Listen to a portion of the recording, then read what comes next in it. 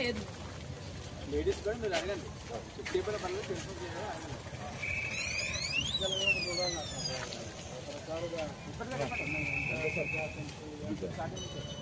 ఏమేమి పోస్తున్నది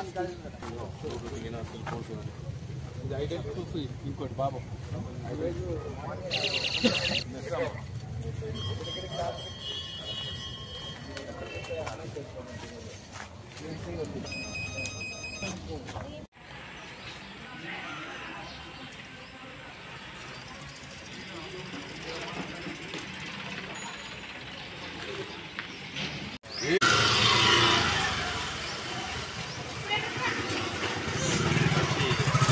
తెలంగాణ పబ్లిక్